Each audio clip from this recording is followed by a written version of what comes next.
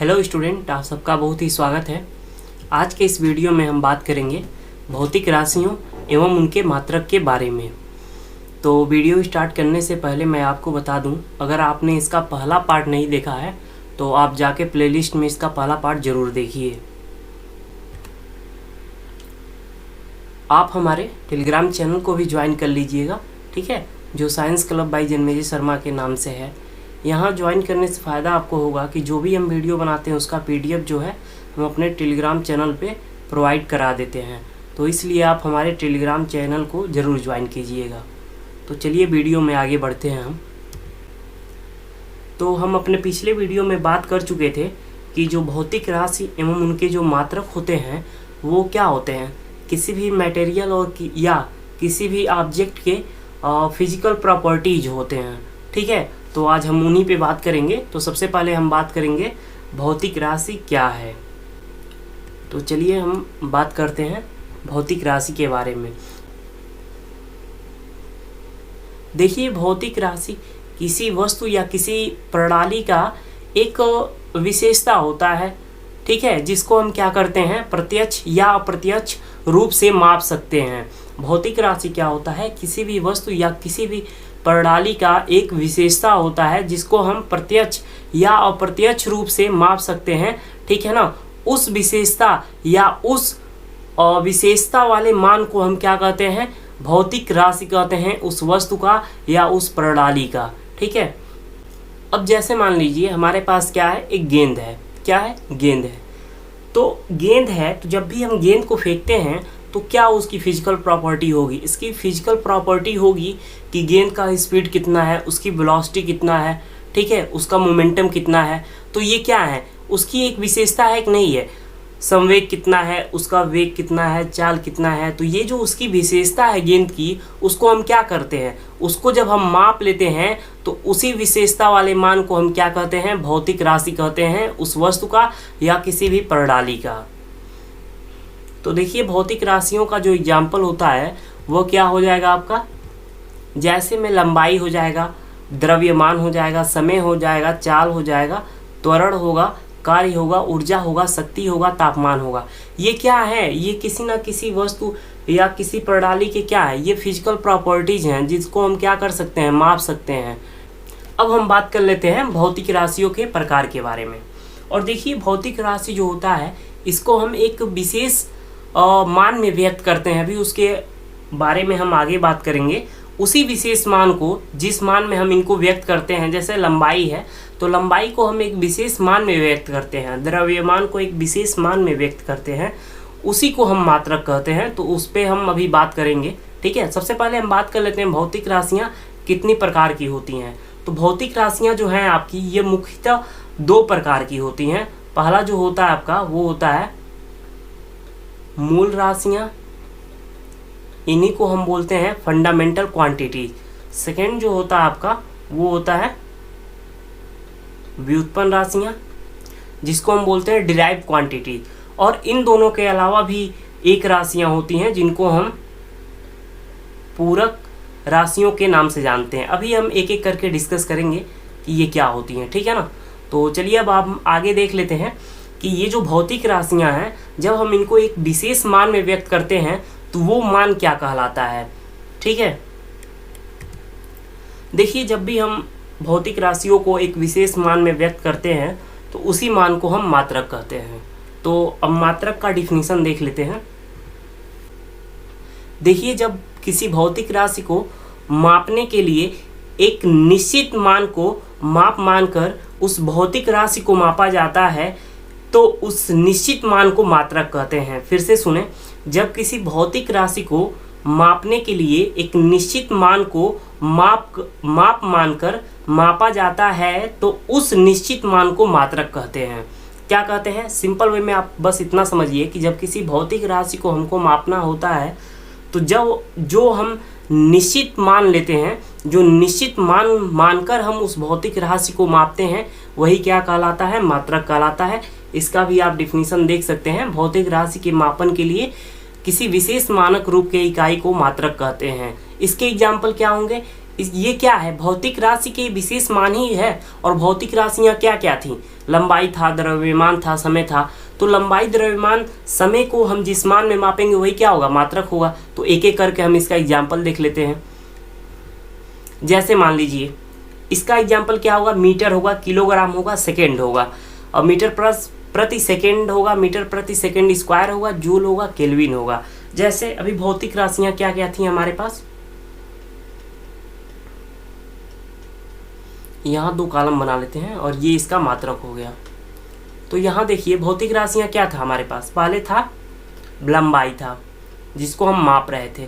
तो जब हम इस लंबाई को एक विशेष मान में व्यक्त करेंगे तो वही क्या होगा, मात्रक होगा। तो लंबाई को हम किस में मापेंगे, मीटर में। तो ये जो मीटर होगा ये क्या कहलाएगा, मात्रक कहलाएगा इसका। ठीक इसी प्रकार द्रव्यमान होता है, क्या होता है, द्रव्यमान होता है। तो द्रव्यमान को जिस विशेष मान में व्यक्त करेंगे वो क्या होगा, आपका मात्रक होगा। तो इसका मात्रक क्या हो जाएगा, किलोग्राम होगा। सॉरी यहाँ पे ये मिस्टेक हो गया। फिर हम ले लेते हैं समय को। तो समय क्या है, भौतिक राशि, इसको हम माप सकते हैं।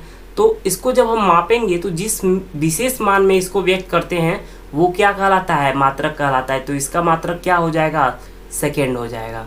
चलिए अब हम बात करते हैं भौतिक राशियाँ के प्रकार के बारे में। तो भौतिक राशियाँ 2 प्रकार की होती हैं, अभी हमने देखा शुरू में। पहला आपका क्या होता है, पहला मूल राशियाँ होती हैं, सेकंड क्या होता है, व्युत्पन्न राशियाँ होती हैं।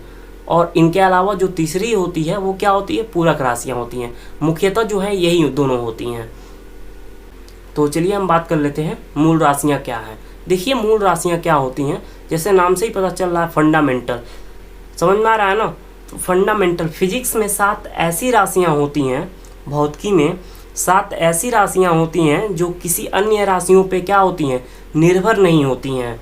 ठीक है ना। इसका डिफिनीशन आप ऐसे भी बोल सकते हैं, वे राशियाँ जिन्हें व्यक्त करने के लिए किसी अन्य राशियों की सहायता नहीं लेनी पड़ती है, ऐसे राशियों को मूल राशियाँ कहते हैं। या वे राशियाँ जो अन्य राशियों पर निर्भर नहीं होती हैं, ऐसे राशियों को मूल राशियाँ कहते हैं। 1 मिनट। अब देख लेते हैं मूल राशियाँ कौन कौन सी होती हैं।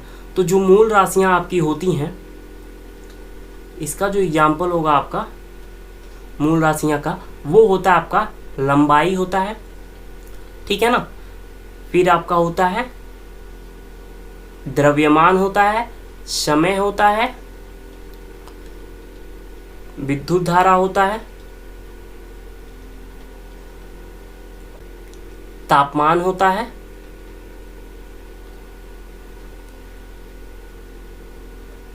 ज्योति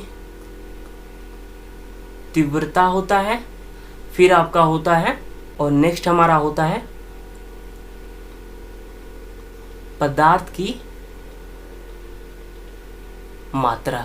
तो ये जो 7 राशियां होती हैं ये क्या कहलाती हैं, फंडामेंटल क्वांटिटीज कहलाती हैं, मूल राशियां कहलाती हैं। आप यहाँ पे इस चार्ट में देख सकते हैं, वो 7 राशियां जो हैं यही होती हैं। कौन कौन सी होती हैं 7 राशियां, लंबाई होता है, द्रव्यमान होता है, समय होता है, विद्युत धारा होता है, ताप होता है, या इसी को तापमान भी बोल सकते हैं हम, पदार्थ की मात्रा होता है, ज्योति तीव्रता होता है। ठीक है। तो ये 7 जो हैं आपकी फंडामेंटल क्वांटिटीज हैं, मूल राशियां हैं। अब हम बात करेंगे व्युत्पन्न राशियों के बारे में। अब यहाँ देखिए, ये जो व्युत्पन्न राशियां होती हैं यह मूल राशियों की क्या होती हैं, उल्टा होती हैं। वे निर्भर नहीं करती थी, ये अन्य राशियों पे निर्भर करती हैं। या हम कह लें कि जो व्युत्पन्न राशियां होती हैं वह मूल राशियों पे निर्भर करती हैं। ठीक है ना। तो इसका परिभाषा आप कैसे बताएंगे, वे राशियां जिन्हें व्यक्त करने के लिए मूल राशियों की सहायता लेनी पड़ती है, ऐसे राशियों को व्युत्पन्न राशियां कहते हैं। ठीक है ना। या हम कह सकते हैं वे राशियां जो किसी अन्य राशियों पे निर्भर होती हैं, ऐसे राशियों को व्युत्पन्न राशियां कहते हैं। जैसे अभी हमने पढ़ा था कि जो मूल राशियां होती हैं वो 7 प्रकार की होती हैं, तो हमने उन 7 की बात कर लिया था। तो अगर हम उन 7 को छोड़ दें, अगर हम उन 7 को छोड़ दें तो भौतिकी में उसके बाद जितनी राशियां होती हैं वे सब किस में आती हैं, व्युत्पन्न राशियां में आती हैं। ठीक है। अभी इसके अलावा भी हालांकि सभी नहीं आएंगी, अभी 2 राशियों को अलग से रखा गया है, उसके बारे में भी हम बात करेंगे। ठीक है ना। तो मूल राशियों को छोड़ने के बाद जो राशियां होती हैं वो क्या कहलाती हैं, व्युत्पन्न राशियां कहलाती हैं। इसमें क्या हो जाएगा आपका, जैसे मान लीजिए बल हो गया, वेग हो गया, चाल हो गया, विस्थापन हो गया, दूरी हो गया, संवेग हो गया, जड़त्व हो गया, ऊर्जा हो गया आदि। ठीक है ना। तो ये सब क्या है, ये जो राशियां हैं ये व्युत्पन्न राशियां हैं। क्यों व्युत्पन्न राशियां हैं? क्योंकि ये राशियां किस पे डिपेंड हैं, ये मूल राशियां पे डिपेंड है। चलिए जरा इसको हम देख लें। तो बल का सूत्र क्या होता है? बल बराबर हम जानते हैं द्रव्यमान गुणे त्वरण होता है। ठीक है। अब इसको हम जरा नोटेशन में लिख लें।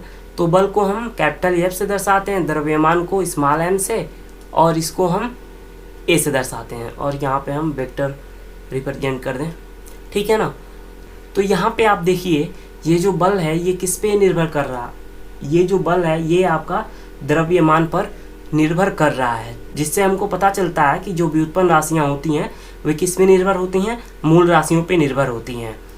ऐसे ही आप इसको भी चेक कर सकते हैं। वेग, वेग बराबर क्या होता है? वेग बराबर होता है विस्थापन बटा समय। तो यहाँ समय क्या है? समय मूल राशियाँ हैं। अगर आप समय को क्या करेंगे, समय को यहाँ पे अगर आप बढ़ाते हो तो क्या घटेगा? वेग आपका घटेगा। वेग को बढ़ाओगे तो क्या घटेगा? समय घटेगा आपका। तो यहाँ पे ये क्या है, डिपेंडेंट है कि नहीं है? तो हम कह सकते हैं कि ये जो आपका व्युत्पन्न राशियाँ जो वेग है वो किस पे निर्भर कर रहा है? मूल राशियों पे निर्भर कर रहा है। ठीक है। देखिए अगला जो टाइप्स है वो हमारा है पूरक राशियाँ। भौतिकी में जो पूरक राशियाँ हैं इनको अलग से रखा गया है, क्योंकि जो इनका जो फिजिकल प्रॉपर्टीज है वो मूल राशियाँ और व्युत्पन्न राशियाँ से ज़रा भिन्न है। ठीक है। जो मूल राशियाँ और व्युत्पन्न राशियाँ होती हैं उनका मात्रक होता है और उनका बीमा होता है। ये हम आगे डिस्कस करेंगे मात्रक और बीमा के बारे में, कि मात्रक कैसे निकाला जाता है, बीमा कैसे निकाला जाता है, और बीमा होता क्या है। ठीक है। मात्रक के बारे में तो अभी हम बात कर चुके हैं, लेकिन बीमा क्या होता है इसके बारे में हम आगे बात करेंगे। तो ये जो पूरक राशियाँ होती हैं ये कुछ अलग प्रकार की प्रॉपर्टीज को शो करती हैं। जैसे इनके पास तो मात्रक होता है लेकिन इनके पास बीमा नहीं होता है। ठीक है ना। भौतिकी में दो राशियाँ ऐसे भी हैं जिनके पास मात्रक होता है लेकिन बीमा नहीं होता है। इसी के आधार पे इनको जो है अलग से रखा गया है, जिनको हम पूरक राशियों के नाम से जानते हैं। तो जो इसका परिभाषा होगा, डिफिनीशन होगा, वो कहलाएगा ये राशियाँ जो बीमाहीन होती हैं ऐसे राशियों को पूरक राशियाँ कहते हैं। देखिए पूरक राशियाँ जो हैं ये दो प्रकार की होती हैं। पूरक राशियाँ कितने प्रकार की होती हैं? दो प्रकार की होती हैं। पहला जो है आपका ये होता है आपका समतली कोण। क्या होती हैं? समतलीय कोण होता है। और जो सेकेंड आपका होता है ये होता है घन कोण। क्या होता है? घन कोण होता है। अब यहाँ देखिए ये समतलीय कोण क्या होता है और घन कोण क्या होता है। तो जाहिर सी बात है यहाँ पे क्या है? कोण है, और यहाँ भी क्या है? कोण है। तो यहाँ पे क्या, किसकी बात हम करेंगे? कोण की ही बात करेंगे।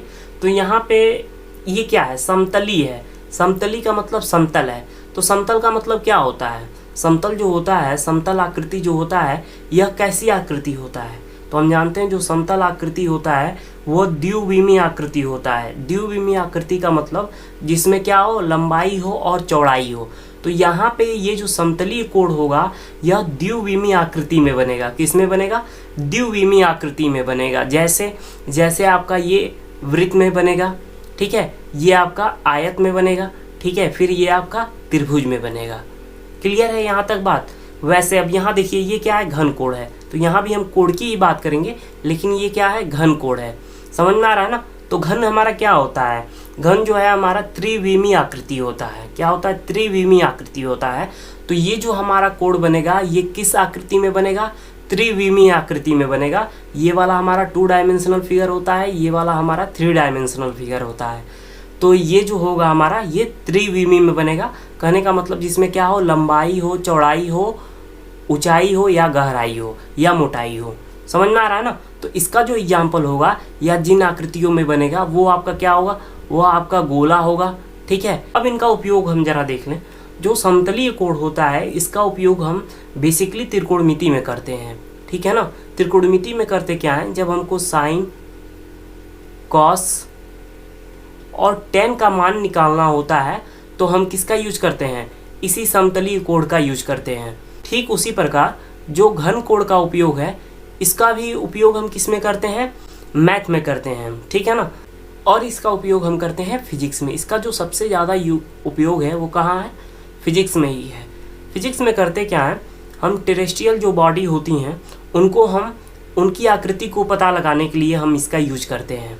समझ में आ रहा ना। इसका सबसे ज़्यादा जो यूज होता है वो सोलर इक्लिप्स के दौरान होता है। मून और सन और अर्थ का जो साइज या आकार है उसका पता लगाने के लिए हम इसी से कर पाते हैं। ये दोनों टॉपिक अपने आप में ही बहुत विशेष हैं। कभी समय मिलेगा तो मैं इन पे सेपरेट वीडियो बनाऊंगा। समतली कोण क्या होता है, घन कोण क्या होता है, या फिगर के माध्यम से हम समझ लेते हैं समतली कोण के बारे में और घन कोण के बारे में। अब यहाँ मान लीजिए हमारे पास क्या है, एक वृत्त है। क्या है, एक सर्कल है। तो वृत्त क्या होता है, वृत्त जो है हमारा वो क्या होता है, 2D होता है, द्विविमी होता है, समतल आकार का होता है, ठीक है ना। तो यहाँ पे हम जानते हैं वृत्त का जो ये बीच वाला भाग होता है ये क्या कहलाता है, केंद्र कहलाता है। क्लियर बात। अब हम करते क्या है, वृत्त के परिधि पे 2 बिंदु ले लेते हैं हम। मान लीजिए एक बिंदु यहाँ पे ले लिए और दूसरा बिंदु यहाँ पे ले लिए। इनको हम नाम दे देते हैं A और इसको हम नाम दे देते हैं B। अब करते क्या है, ये जो बिंदु A है इसको हम केंद्र से मिलाते हैं। ठीक उसी प्रकार बिंदु B को भी हम वृत्त के केंद्र O से मिला देते हैं, ठीक है। तो अब यहाँ पे आप देख सकते हैं कि यहाँ पे जो आकृति का निर्माण हुआ है इसको हम वृत्तखंड के नाम से जानते हैं। किस नाम से जानते हैं, वृत्तखंड के नाम से जानते हैं। या हम कह लें कि परिधि के 2 बिंदुओं की बीच की जो दूरी होती है क्या कहलाती है, चाप कहलाती है। ये जो चाप AB है ये जो कोण यहाँ पे क्या करेगी, बनाएगी, आंतरित करेगी, यही कोण क्या कहलाता है आपका, यही कोण जो है आपका समतलीय कोण कहलाता है। क्या कहलाता है, समतलीय कोण कहलाता है। अब यहाँ पे ये कितना कोण बना रही है, थीटा कोण बना रही है, तो यही क्या कहलाएगा, समतलीय कोण कहलाएगा। तो अब यहाँ पे ये क्या है, O से B तक का डिस्टेंस क्या है और O से A तक का डिस्टेंस क्या है, तो हम जानते हैं ये क्या है, त्रिज्या है। और ये दोनों त्रिज्याएं क्या होती हैं, वृत्त की त्रिज्याएं आपस में क्या होती हैं, बराबर होती हैं। तो ये जो है R होगा तो ये भी क्या होगा, R होगा। समझ में आ रहा है ना। और ये क्या है, हमारा वृत्तखंड है, चाप है, तो हम इसको क्या मान लेंगे, आप इस वाले भाग को हम मान लेंगे S। क्या मान लेंगे, S मान लेंगे। समझ में आ रहा है ना। तो यहाँ पे जो समतली कोण का जो फार्मूला बनेगा वो आपका होगा थीटा इक्वल टू, कोण बराबर क्या होता है, चाप बटे त्रिज्या होता है। तो कोण इक्वल टू क्या हो जाएगा, चाप क्या है हमारा AB है और त्रिज्या क्या है, R है। तो क्या हो जाएगा इसका फार्मूला, मैथमेटिकल फार्मूलेशन इसका होगा थीटा इक्वल टू S/R हो जाएगा। ये इसका फार्मूला हो गया, ठीक है। इसी प्रकार से हम अगले आकृति को देख लेते हैं। अब यहाँ मान लीजिए हमारे पास क्या है, एक गोला है, ठीक है। चलिए ये क्या है, एक गेंद है मान लेते हैं। तो गेंद क्या होता है, त्रिविमीय आकृति होता है ना। अब ये इसका सेंटर है। अब हम सेंटर से यहाँ पे एक रेडियस ड्रा कर लेते हैं और यहाँ से एक रेडियस कुछ इस प्रकार का है और यहाँ से ये इस प्रकार का है। और हम जानते हैं त्रिज्याएं क्या होती हैं, आपस में बराबर होती हैं। और यहाँ से हम एक भाग को कंसीडर कर लेंगे। जैसे यहाँ पे ये भाग जो था हमारा, जो सरफेस था जिसको हम यस से दर्शाए हैं, ठीक है ना। इसी प्रकार से हम क्या करेंगे, यहाँ पे एक सरफेस को हम मान लेंगे। ये क्या है, सरफेस है। तो अब यहाँ देखिए, यहाँ पे ये वाला जो सरफेस था जिसको हम चाप के नाम से जानते थे, ये जो सतह था ये क्या कर रहा था, वृत्त के केंद्र पे कोण आंतरित कर रहा था। यही कोण क्या कहलाया, समतली कोण कहलाया। ठीक उसी प्रकार यह जो सतह होगा, यह सतह इस गेंद का, तो यह सतह क्या होगा, यह तो हमारा क्या था, 2D था। तो 2D में ये वाला सतह क्या था हमारा, अगर ये 2D है तो इसका ये वाला सतह क्या हो जाएगा, 1D हो जाएगा, एक सतह ही होगा, ठीक है ना। अब यहाँ पे ये वाला जो पृष्ठ है आपका, ये वाला पृष्ठ है, तो ये फिगर क्या है आपका 3D में है। तो ये जो पृष्ठ होगा आपका ये क्या हो जाएगा, 2D हो जाएगा। तो इस पृष्ठ का जो माप होगा वो आपका क्षेत्रफल में आएगा। किस में आएगा, क्षेत्रफल में आएगा। समझ में आ रहा है ना बात। तो यहाँ पे इसको हम क्या मान लेंगे, क्षेत्रफल मान लेंगे। तो यहाँ इसको कंसीडर आप कर लीजिए A, और ये क्या है आपका, और यहाँ पे ये केंद्र है O, और ये क्या है आपका रेडियस R है। और ये भी क्या हो जाएगा, रेडियस r हो जाएगा। ये जो सरफेस A है आपका, यह जितना यहाँ पे कोण आंतरित करेगा, गेंद के केंद्र पे जितना कोण आंतरित करेगा, यह कोण क्या कहलाएगा, घन कोण कहलाएगा। और घन कोण को हम ओमेगा से दर्शाते हैं। किससे दर्शाते हैं, ओमेगा से दर्शाते हैं। कहीं कहीं आपको ये वाला ओमेगा देखने को मिल सकता है, ठीक है ना। तो वो नोटेशन की बात है, हर जगह नोटेशन अलग अलग होती है। तो अब हम इसको मैथमेटिकल फॉर्म में कैसे लिखें, तो यहाँ पे हम जानते हैं कोण बराबर क्या होता है, चाप बटा त्रिज्या होता है। तो यहाँ हमारा कोण क्या है, ओमेगा है। तो ओमेगा बराबर चाप क्या है हमारा, चाप जो है यह पृष्ठ है, तो पृष्ठ क्या है हमारा, ए हो जाएगा अपान में। अब यहाँ पे क्या होता है, त्रिज्या होता है ना, तो यहाँ पे ये हमारा क्या हो गया, त्रिज्या। तो इसका क्या होता है, ये वर्ग होता है। क्या होता है, वर्ग होता है। तो हमारा जो घन कोण होगा ओमेगा बराबर वो आपका हो जाएगा omega equal to A upon R square होगा, ठीक है। अच्छा, एक चीज़ और यहाँ पे छूट रहा था, मैं सोचा यहीं बता दूँ, फिगर है तो देखिए, जो समतली कोण होता है इसकी मात्रक के बारे में तो अभी हम आगे बात करते हैं। तो इसको हम मापते हैं रेडियन में। किस में मापते हैं, रेडियन में। तो इसका मात्रक क्या हो जाएगा, रेडियन। इसको RAD से हम दर्शाते हैं इसके मात्रक को। और इसका जो मात्रक होता है, घन कोण का जो मात्रक होता है, वह आपका होता है स्टेरेडियन। क्या होता है, स्टेरेडियन। इसको हम SR से दर्शाते हैं। अब क्वेश्चन कभी कभी पूछा जाता है 1 रेडियन कितने के बराबर होता है, ठीक है ना, या 1 स्टेरेडियन कितने के बराबर होता है। तो आप याद रखे रहिएगा, जो 1 रेडियन होता है वो हमारा इक्वल होता है जब ये जो चाप है, जब ये चाप है ये किसके इक्वल हो जाए, ये जो चाप हमारा AB है, यह आपका अगर इक्वल हो जाए R के, त्रिज्या के बराबर हो जाए, तो यहाँ पे ये जो चाप यस है हमारा, वो जितना कोण आंतरित करेगा इसके केंद्र पे, वृत्त के केंद्र पे जितना कोण आंतरित करेगा, यही कोण क्या कहलाएगा, 1 रेडियन कहलाएगा। समझ में आ रहा है, ठीक है, समझ में आ गया ना, कि अगर यस जो है, ठीक है ना, ये जो सतह है, ठीक है, जो 1 डायमेंशनल सतह है, अगर ये जितना कोण कहाँ केंद्र पे आंतरित करेगा, यही कोण क्या कहलाएगा, 1 रेडियन कहलाएगा। कब कहलाएगा, यदि AB जो है ये किसके बराबर हो जाए, R के बराबर हो जाए, ठीक है। वैसे यहाँ पे क्वेश्चन पूछा जाएगा, आपसे पूछा जाता है 1 स्टेरेडियन कितने के बराबर होता है।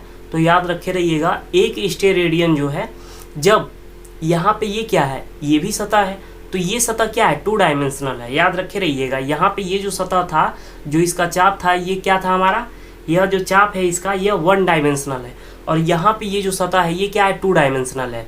समझ में आ रहा है ना। तो यहाँ पे इसको दर्शाने के लिए हम क्या लेते हैं, ए लेते हैं। ए माने एरिया, ठीक है। तो अगर ये वाला जो सतह है हमारा, ये वाला जो पृष्ठ है, अगर यह त्रिज्या के वर्ग के बराबर हो जाए, ये वाला जो पृष्ठ है वो क्या हो जाए, ए जो है त्रिज्या के वर्ग के बराबर हो जाए, तो जो ये पृष्ठ ए है, तब ये जितना गेंद के केंद्र पे कोण आंतरित करता है,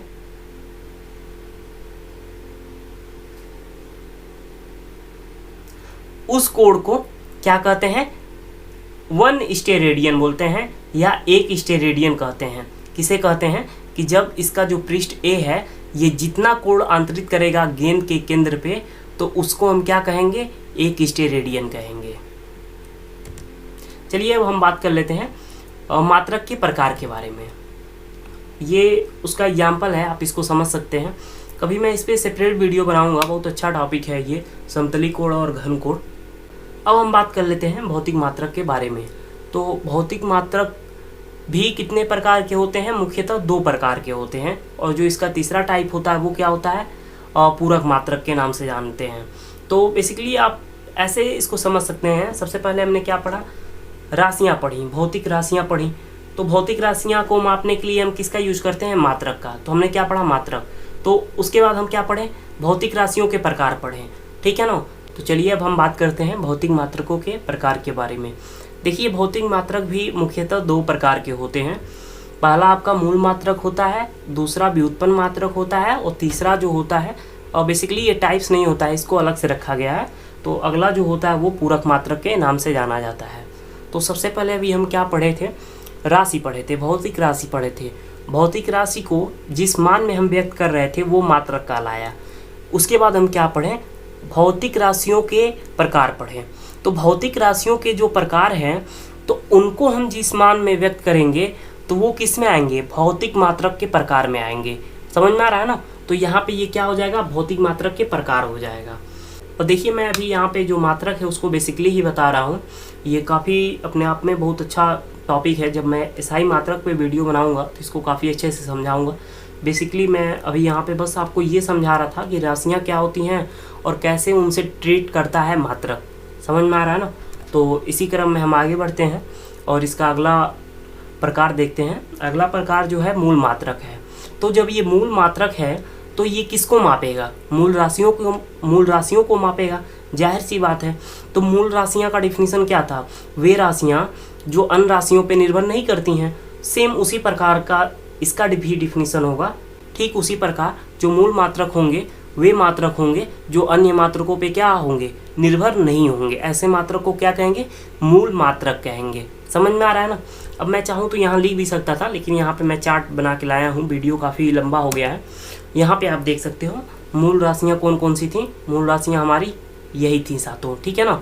तो इन्हीं राशियों को जिस मात्रक में हम व्यक्त करते हैं वो क्या कहलाता है, आपका भौतिक मात्रक कहलाता है या मूल मात्रक कहलाता है। यहाँ पे ये क्या हो जाएगा, यहाँ पे आपका ये होगा मूल मात्रक। क्या होगा, मूल मात्रक। तो लंबाई को हम किस में व्यक्त करेंगे, मीटर में। तो जो मूल मात्रक आपका होगा ये भी कितने प्रकार के होंगे, 7 प्रकार के होंगे। कितने प्रकार के होंगे, 7 प्रकार के होंगे। तो आप इसको ऐसे बोलेंगे कि वे मात्रक जो किसी अन्य मात्रक पर निर्भर नहीं करते हैं, ऐसे मात्रक को हम मूल मात्रक कहते हैं। जैसे metre, kilogram, second, ampere, kelvin, mole, candela, ठीक है ना। और ये इनका जो है क्या है, ये इनका नोटेशन है, प्रतीक है, सिंबल है। इसके बारे में हम आगे बात करेंगे SI मात्रक वाले वीडियो में। उसी प्रकार व्युत्पन्न मात्रक की परिभाषा क्या हो जाएगा। तो व्युत्पन्न मात्रक की परिभाषा ऐसे होगा कि वे मात्रक जो अन्य मात्रकों पे निर्भर करते हैं, ऐसे मात्रक को व्युत्पन्न मात्रक कहते हैं। क्या बोलेंगे, वे मात्रक जो अन्य मात्रकों पे निर्भर करते हैं, ऐसे मात्रक को व्युत्पन्न मात्रक कहते हैं। इसका एग्जाम्पल हम देख लेते हैं। जैसे में हो जाएगा, जैसे मैं यहाँ पे एक मात्रक लिखता हूँ वेग का। किसका, वेग का। तो वेग का जो मात्रक होता है आपका क्या होता है, मीटर प्रति सेकेंड होता है। क्या होता है, मीटर प्रति सेकेंड होता है। तो वेग क्या है, व्युत्पन्न राशि है। तो इसका जो मात्रक होगा ये क्या होगा, व्युत्पन्न मात्रक होगा। तो यहाँ पे आप क्या देख रहे हैं, मीटर और क्या है, सेकेंड है। तो मीटर क्या होता है आपका, मीटर जो है मूल मात्रक होता है। सेकेंड क्या होता है, मूल मात्रक होता है। तो यहाँ जो ये नया मात्रक आपका बना है मीटर प्रति सेकेंड, यह किस पे निर्भर है, यह आपका मूल मात्रक पे निर्भर है। समझ में आ रहा है ना। तो हम कहेंगे कि व्युत्पन्न मात्रक जो होते हैं वो किस पे निर्भर करते हैं, मूल मात्रक पे निर्भर करते हैं। अब हम बात कर लेते हैं पूरक मात्रक के बारे में। तो पूरक मात्रक क्या होगा, जब आप पूरक राशियों को जिन मात्रकों में आप मापेंगे वही क्या कहलाएंगे, पूरक मात्रक कहलाएंगे। तो पूरक मात्रक कितने प्रकार के होंगे, जितने प्रकार की आपकी पूरक राशियां होंगी। तो पूरक राशियां कितनी होती हैं, 2 ही तो होता है। एक आपका क्या होता है, समतली या समतल कोण होता है, और दूसरा जो है आपका घन कोण होता है। प्लेन एंगल और सॉलिड एंगल होता है। तो इसका जो मात्रक होगा वो क्या होगा आपका, तो समतल कोण का जो मात्रक होगा ये पूरक मात्रक कहलाएगा। तो जो समतल कोण होता है इसको हम किस में मापते हैं, रेडियन में मापते हैं। किस में मापते हैं, रेडियन में मापते हैं, ठीक है ना। और रेडियन को हम RAD से दर्शाते हैं, ठीक है। इसी प्रकार जो घन कोण होता है हमारा, इसका जो मात्रक होगा यह क्या होगा, हमारा स्टेरेडियन होगा। क्या होगा, स्टेरेडियन होगा। और स्टेरेडियन को हम SR से दर्शाते हैं। तो आज का वीडियो यहीं तक था। वीडियो देखने के लिए आप सभी लोगों को धन्यवाद। अगर आपने हमारे चैनल को सब्सक्राइब नहीं किया तो सब्सक्राइब कीजिए।